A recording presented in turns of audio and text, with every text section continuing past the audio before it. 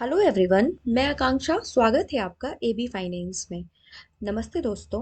Nifty bank Nifty weekly update में आप सभी का बहुत बहुत स्वागत है। फ्रेंड्स, जैसा कि आप जानते हैं कि हमने अपने चैनल पे हर वीकेंड पे एक Nifty bank Nifty weekly update की सीरीज स्टार्ट की है, जिस सीरीज में ये हमारा तीसरा वीडियो है। हम पिछले दो वीडियो भी प्लान कर चुके हैं। अगर आप उन्हें देखना चाहते हैं तो उन्हें भी आप विजिट कर सकते हैं। तो फ्रेंड्स, इन वीडियोस में हम बात करते हैं कि अभी मार्केट में ओवरऑल क्या व्यू है।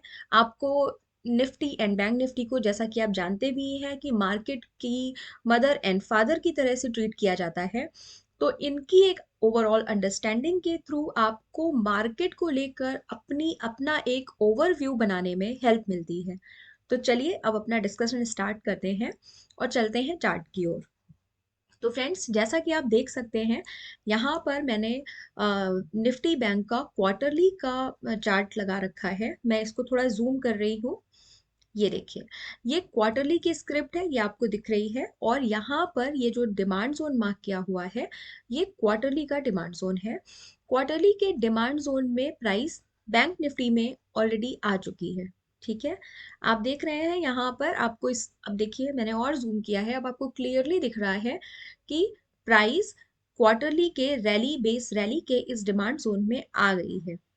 तो हम ये कहेंगे कि निफ्टी बैंक अपने क्वार्टरली के डिमांड जोन में आ चुका है, राइट। अब मैं चलती हूँ मंथली टाइम फ्रेम पे। और फ्रेंड्स, मंथली टाइम फ्रेम पे जब आप देखेंगे तो आपको कोई भी ऐसा डिमांड जोन नहीं है जो क्वार्टरली के साथ कोइंसाइडिंग या उससे पहले हो। तो यानी कि अभी के लिए हमारे पास क्वार्टरली का डिमांड जोन है और उसमें प्राइस ऑलरेडी एंट्री दे चुकी है, राइट। अब मैं चलती हूँ वीकली टाइम फ्रेम पे।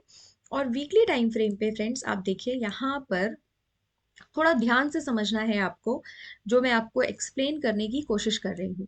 देखिए फ्रेंड्स, पहली बात तो ये है कि वीकली टाइम फ्रेम पे यहाँ पर आपको कोई कोइंसाइडिंग प्रॉपर एग्जीक्यूशन नहीं दिख रहा है, राइट। कोई बात नहीं, प्राइस क्वार्टरली के डिमांड जोन में है, ये हमें क्लियरली पता है। अब अभी के हिसाब से क्या प्रोबेबिलिटीज हैं, क्या हो सकता है, हम उसके बारे में बात कर लेते हैं। तो फ्रेंड्स देखिए, यहाँ पर प्राइस में ये एक सप्लाई जोन बना हुआ है, राइट। ये वाला जिस पे अभी मेरा कर्सर है, मैं वीकली के ड्रॉप बेस ड्रॉप के इस सप्लाई जोन की बात कर रही हूँ, RB8W, राइट। और इसके बाद यहाँ पर वीकली पे ही एक रैली बेस्ड ड्रॉप का भी सप्लाई जोन है। ये भी फ्रेश सप्लाई जोन है, RB9W, राइट। तो ये दोनों फ्रेश सप्लाई जोन वीकली पे अभी बने हुए हैं। और जैसा कि हमने पहले ही बात करी कि प्राइस अपने क्वार्टरली के डिमांड जोन में है, ठीक है। और वीकली पे हमें यहाँ पे कोई अच्छा डिमांड जोन क्वार्टरली के साथ कोइंसाइड करता हुआ नहीं दिखा। तो फ्रेंड्स, अभी के हिसाब से जो प्रोबेबिलिटीज हैं, जो पॉसिबिलिटीज हैं, वो ये हैं कि यहाँ पे प्राइस इस क्वार्टरली के डिमांड जोन से थोड़ा अप जाए, राइट। थोड़ा अप जाए और अप जाकर थोड़ा डाउन आ सकती है। और डाउन आकर अभी मैं आपको डेली के चार्ट पे एक एग्जीक्यूशन दिखाऊंगी जहां तक प्राइस आ सकती है, राइट। और हमारे पास एक दूसरी यहाँ पे जो पॉसिबिलिटी है वो ये है कि जस्ट बिकॉज कि प्राइस क्वार्टरली के अच्छे डिमांड जोन में ऑलरेडी आ चुकी है, तो जब प्राइस यहाँ से अप जाए और अप जाकर प्राइस, मैं अगर पेंसिल की हेल्प से आपको एक्सप्लेन करने की कोशिश करूँ, तो प्राइस यहाँ से अप जा रही है, राइट, कुछ इस तरह से। अब प्राइस अप गई, यहाँ पे इस वीकली के सप्लाई जोन से थोड़ा सा डाउन आई, ठीक है। क्योंकि हमें ये पता है कि प्राइस क्वार्टरली के डिमांड जोन से चल रही है, तो ऐसा तो नहीं होगा ना कि प्राइस बिल्कुल वीकली के सप्लाई जोन से बहुत नीचे आ जाए, ऐसा तो नहीं होगा। ये वीकली का सप्लाई जोन थोड़ा बहुत रिएक्शन दे सकता है और उसके बाद प्राइस अगेन अप जाए और अब जाकर इस वीकली के सप्लाई जोन को ब्रीच करते हुए, सॉरी ये कुछ इस तरह से हो गया, मैं दोबारा से ड्रॉ करती हूँ, वेट।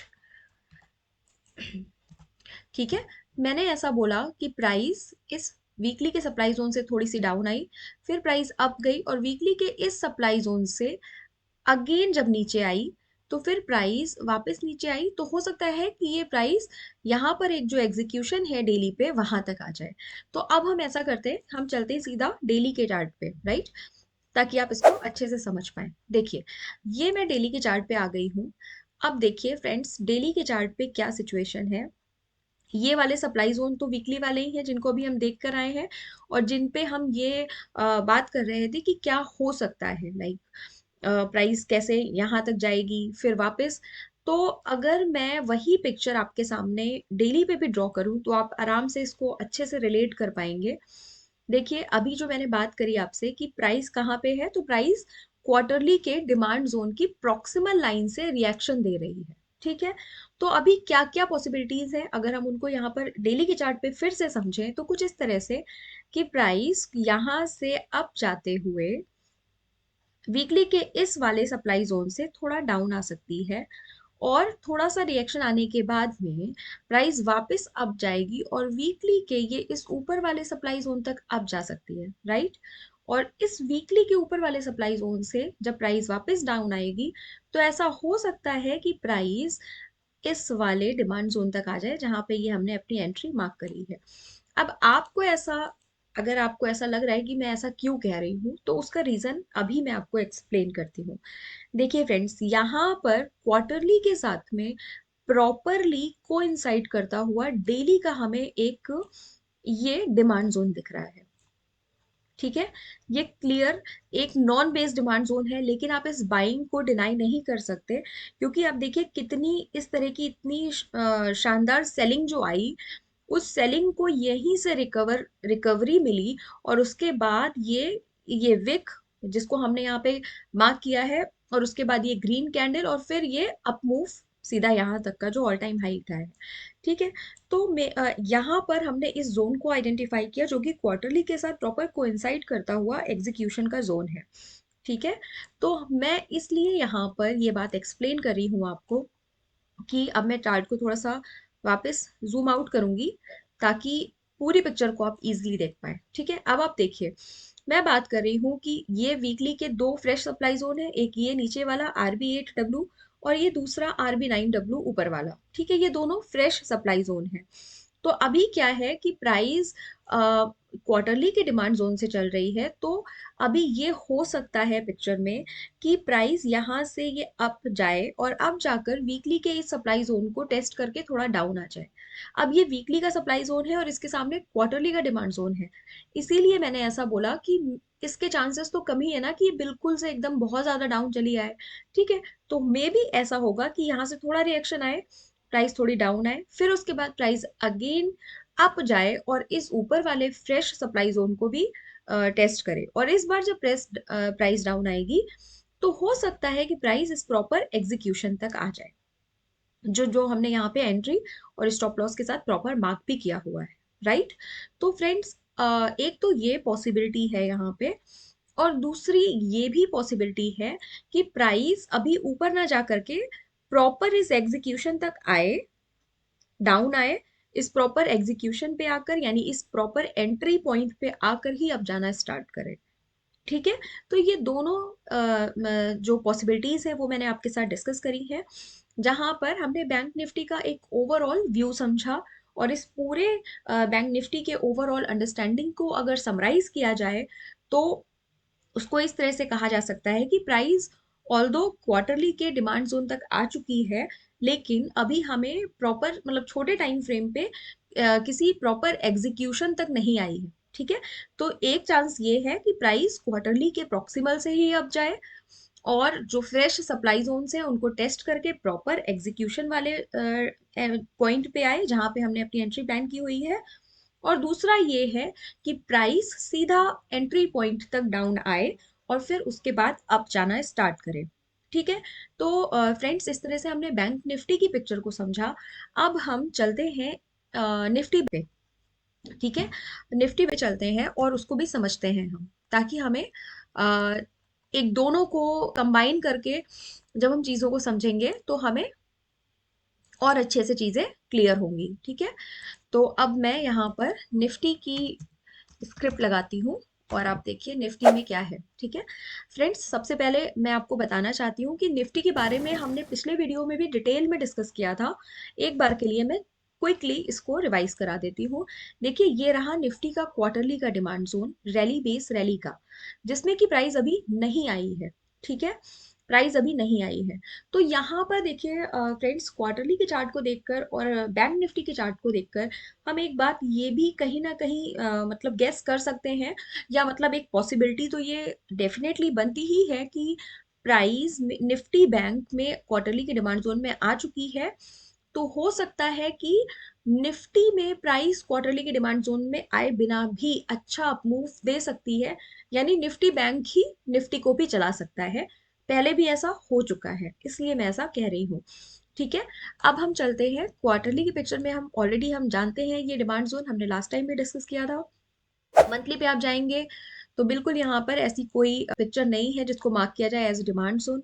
यहाँ पर एक सेलिंग की रेंज ये जरूर है मंथली पे, जो आपको हॉरिजॉन्टल लाइंस के थ्रू मार्क दिख भी रही है। अब वीकली टाइम फ्रेम पे चलते हैं, और वीकली टाइम फ्रेम पे जैसा कि हमने डिस्कस भी किया था कि यहाँ पर भी एक फ्रेश सप्लाई जोन ये वाला है, जो कि इस टेस्टेड सप्लाई जोन का रिएक्शन है। यानी जब प्राइस अप जा रही थी तो इस सप्लाई जोन को टेस्ट करके जब डाउन आई तो ये एक सप्लाई जोन बना। ठीक है, तो एक हमारे पास ये फ्रेश सप्लाई जोन है, और एक हमारे पास टॉप पे ये वाला सप्लाई जोन है, जो कि वही मंथली वाली सेलिंग की रेंज के साथ कोइंसाइड करता हुआ है, राइट।